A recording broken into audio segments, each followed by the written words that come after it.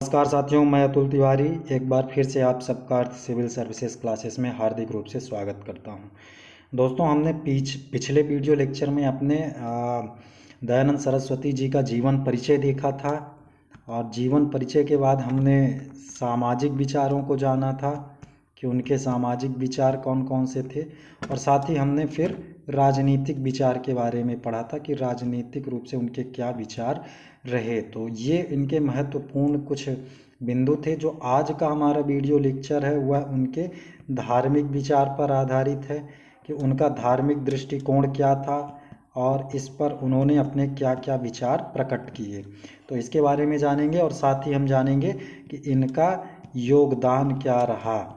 और जब आप योगदान को पढ़ेंगे तो यहीं से आप इनका मूल्यांकन कर सकते हैं और साथ ही साथ यहीं से आप कुछ कीवर्ड्स निकाल सकते हैं कि प्रशासन में आज दयानंद सरस्वती के विचारों की क्या प्रासंगिकता है और क्या उपयोगिता है। इन सब चीज़ों को आप जब सजग होकर के इन पॉइंट्स को पकड़ेंगे तभी आपसे एथिक्स के चाहे जिस तरह से क्वेश्चन पूछे आप अपने तरीके से कर सकते हो, पहली बात। और दूसरी बात दोस्तों, एक बात आप लोग याद रखिए कि कभी भी आप बने बनाए रेडीमेड आंसर के पीछे मत भागिए।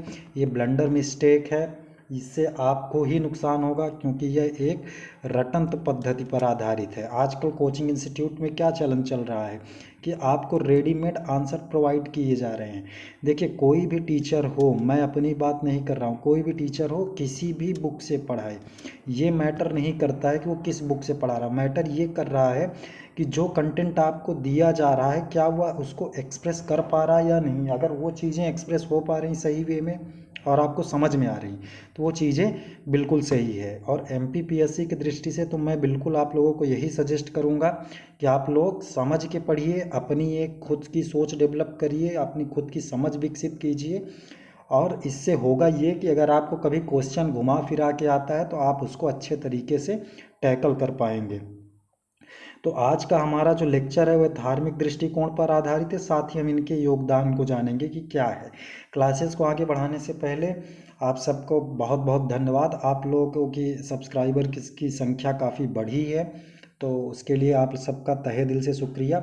और जो हमारे नए मित्र नए दोस्त जुड़ रहे हैं हमारे चैनल से, तो आप सब प्लीज़ वीडियो को सब्सक्राइब ज़रूर करें, लाइक भी करें, और अगर आपके कोई सुझाव हों तो हमें कमेंट द्वारा सूचित करते रहिए। इससे होगा ये दोस्तों कि हमारा मोटिवेशन बना रहेगा, क्योंकि हम फ्री ऑफ कॉस्ट पढ़ा रहे हैं। तो हमारे लिए तो सबसे बड़ा मूल्य यही है कि आप सब हमें सब्सक्राइब करके हमारे चैनल को अपना प्यार देते रहें। ठीक है दोस्तों, तो चलिए हम अपने लेक्चर को स्टार्ट करते हैं और देखते हैं कि इनके धार्मिक विचार क्या रहे हैं। तो धार्मिक विचार को पढ़ने से पहले ये देखिए, इनका एक कथन है, बहुत प्रसिद्ध कथन है दयानंद सरस्वती जी का, कि जो पक्षपात रहित है, जो न्याय और समता की शिक्षा देता है, जो मन वचन तथा कर्म की सत्यता सिखाता है और संक्षेप में जो वेदों में निहित ईश्वर की इच्छा के अनुकूल है, उसी को मैं धर्म कहता हूँ। ये धर्म की परिभाषा है, किसके द्वारा दी गई है? दयानंद सरस्वती जी के द्वारा। कि ये क्या कह रहे हैं कि जो पक्षपात रहित हो, यानी कि समानता पर आधारित हो, जो न्याय और समता की शिक्षा दे। अब आप लोग देखिए, आप धार्मिक पुस्तकों से मत जोड़िएगा, उन्माद में मत आइएगा। क्या कह रहे हैं ये कि जो पक्षपात रहित हो, यानी कि जिसमें पक्षपात ना हो, साथ ही जो न्याय और समता की शिक्षा दे, और इसके अलावा मन वचन तथा कर्म की सत्यता सिखाए, यानी कि मन वचन और कर्म ये तीन चीज़ें आती हैं। तो इनकी सत्यता जो सिखलाए, हमें जो न्याय और समता की शिक्षा दे, जो पक्षपात रहित हो, और साथ ही इनकी वेदों पर प्रगाढ़ विश्वसनीयता थी। तो इन्होंने क्या कहा कि जो वेदों में निहित ईश्वर की इच्छा के अनुकूल है, यानी कि वेदों में जो ईश्वर है उसकी इच्छा के अनुकूल है, उसी को ये क्या कहते हैं कि वही धर्म है।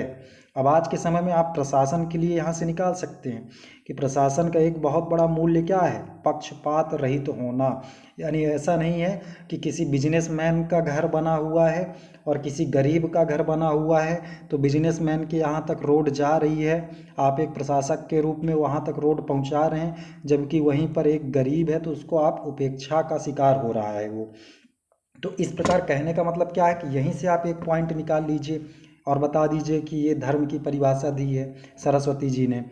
तो पक्षपात रहित न्याय, समता, शिक्षा और मन, वचन तथा कर्म की सत्यता सिखलाए, वही क्या है, धार्मिक धर्म है। किसके अनुसार? दयानंद सरस्वती जी के अनुसार। अब इनके संबंध में जो इन्होंने धर्म के संबंध में विचार प्रकट किए हैं, उन्हें हम पॉइंट बाय पॉइंट देखते चलेंगे हेडिंग्स के द्वारा कि वो कौन कौन से हैं। आपको अगर हेडिंग याद रहेगा तो आप निश्चित ही अगर इनके उस समय के, उस कालखंड के टाइम पीरियड को अगर समझ पाएंगे कि उस समय सामाजिक और राजनीतिक स्थिति क्या थी भारत की, तो कैसे प्रबुद्ध वर्ग के जो लोग थे या जो हमारे सोशल रिफॉर्मर्स थे, सामाजिक सुधारक थे, है ना, और दार्शनिक थे, वो किन किन मुद्दों को बना करके उसमें सुधार लाना चाहते थे। तो उस टाइम पीरियड का आपको बैकग्राउंड पता होना आवश्यक है। तो देखिए पहला पॉइंट क्या है, एकेश्वरवाद में विश्वास। अब जैसे कि राजा राम मोहन राय जी ने एकेश्वरवाद में अपना विचार प्रकट किया था, उसी प्रकार दयानंद सरस्वती भी। एकेश्वर का मतलब होता है एक ईश्वर, यानी कि इन्होंने एक ईश्वर पर अपनी क्या किया, समर्थन दिया, अपना विश्वास प्रकट किया, एक ईश्वर एवं उसकी सर्वव्यापकता में विश्वास। यानी इन्होंने ये कहा कि ईश्वर एक ही है, जैसे वैदिक धर्म में था। वहाँ आप वैदिक पीरियड ऋग्वेदों को पढ़ेंगे तो वहाँ ईश्वर क्या है, प्रकृति है, प्रकृति पूजक समाज था। तो वही उसी प्रकार ये क्या कह रहे हैं कि ईश्वर एक है जो इस पूरी सृष्टि को क्या कर रहा है, चला रहा है, और उसकी सर्वव्यापकता यानी कि वह हर जगह मौजूद है। आगे आप देखेंगे नानक जी आएंगे, विवेकानंद जी आएंगे, तो सभी का कहीं ना कहीं इस तरफ झुकाव था। आगे देखिए मूर्ति पूजा का इन्होंने क्या किया, विरोध किया। अब बाल्यकाल की इनकी एक घटना हुई थी, आपको हमने बतलाया था, इनके जब सामाजिक विचार को या इनके जीवन परिचय को बता रहे थे, तो ये एक टर्निंग पॉइंट था इनके ज्ञान का।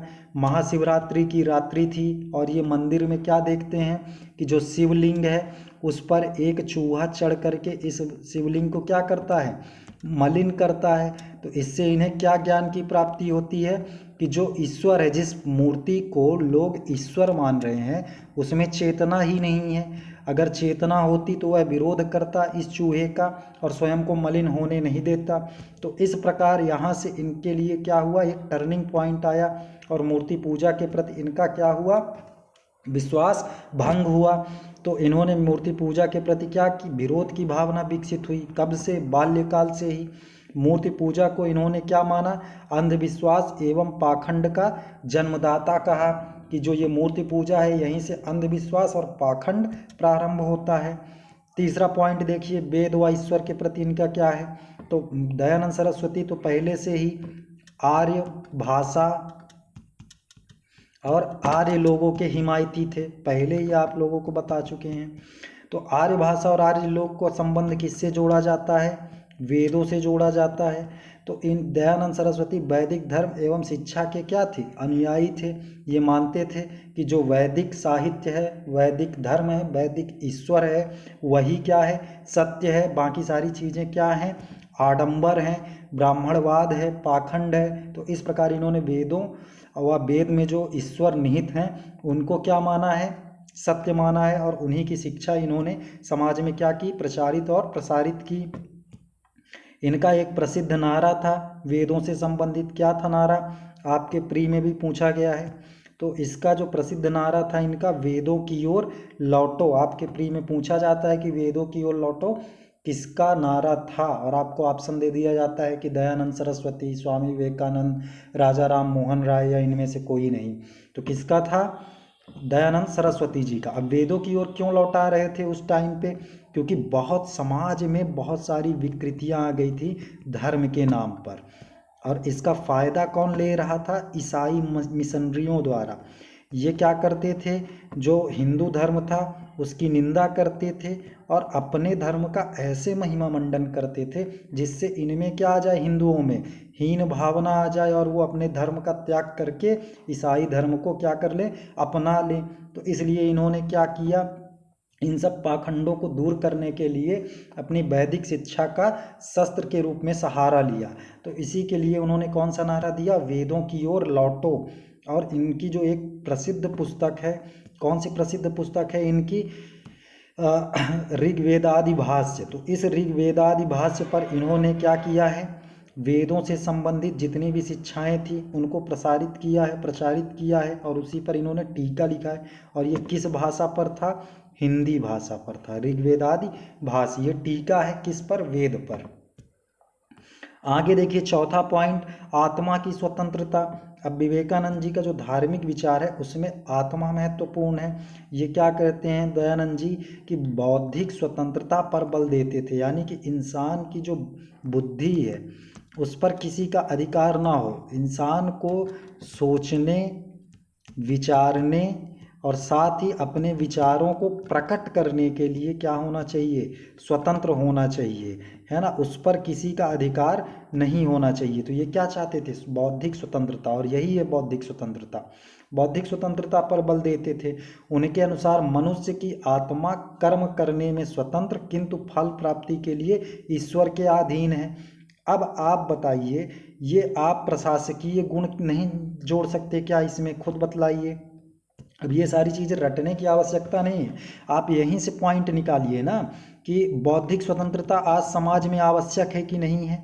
आज समाज कैसा है? उपभोक्तावादी है। आप चारों तरफ क्या देखते हैं? विज्ञापनों का बोलबाला है कि नहीं है? है ना। आपके दिमाग पर क्या किया जा रहा है? कब्जा किया जा रहा है। आपको उपभोक्तावादी चीज़ें दिखाई जा रही हैं, भौतिकवाद का महिमा मंडन किया जा रहा है। तो आपके दिमाग पर क्या किया जा रहा है?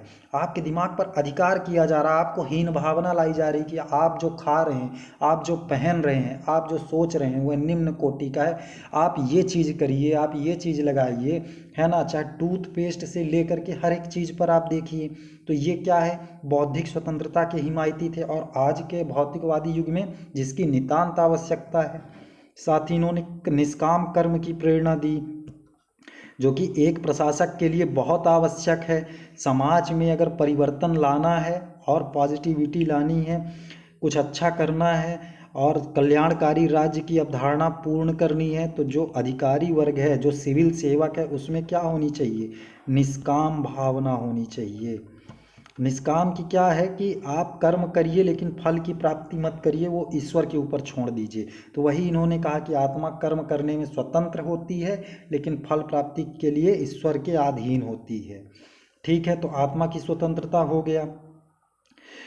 अगला इन्होंने जो पांचवा पॉइंट कहा वह क्या कहा दोस्तों? कि इस्लाम और ईसाई धर्म के प्रति दृष्टिकोण। अब इनका ईसाई और इस्लाम धर्म के प्रति क्या दृष्टिकोण था? अब आप बतलाइए कि 10वीं शताब्दी से, आप मोटा मोटा समझिए, हालांकि 7वीं 8वीं शताब्दी में आक्रमण शुरू हुआ था, लेकिन 10वीं शताब्दी से 10वीं 11वीं शताब्दी से मुस्लिम आक्रांता आ चुके थे। दिल्ली सल्तनत आप सब लोगों ने पढ़ा होगा, तो दिल्ली सल्तनत, फिर मुग़ल सल्तनत, ये सारी चीज़ें स्थापना हुई। तो यहाँ से क्या हुआ? जो मुस्लिम आक्रांता थे, मुस्लिम शासक थे, उन्होंने हिंदुओं का क्या किया? धर्मांतरण किया। ईसाई मिशनरी आए। जब अंग औपनिवेशिक शासनकाल हमारा प्रारंभ हुआ 17वीं शताब्दी से, तो वहाँ से क्या हुआ कि उन्होंने जबरन धर्मांतरण किया। ये उस टाइम पीरियड की बात है। तो इसका इन्होंने क्या किया? कड़ा विरोध किया। अब जाहिर सी बात है कि ये वेदों को अधिक मानते हैं, आर्य शिक्षा, आर्य ईश्वर, आर्य भाषा को समर्थन करते हैं। तो जाहिर सी बात है कि ये इसका क्या करेंगे? विरोध करेंगे। तो इसका इन्होंने क्या किया? कड़ा विरोध किया। ये पर्टिकुलर किसी धर्म के विरोधी नहीं थे, लेकिन इनके द्वारा जो कृत्य किए गए थे, जैसे कि जबरन धर्मांतरण, दूसरे के धर्म के या हिंदू धर्म की निंदा करना, नीचा दिखाना, अपने धर्म को जबरन रूप से थोपना, इन सब चीज़ों का इन्होंने क्या किया? कड़ा विरोध किया। तथा इस संदर्भ में अपनी पुस्तक सत्यार्थ प्रकाश में इन्होंने क्या किया? हिंदुओं को जागृत करने का प्रयास किया। अब जागृत कैसे किया? जागृत करने के लिए इन्होंने क्या कहा?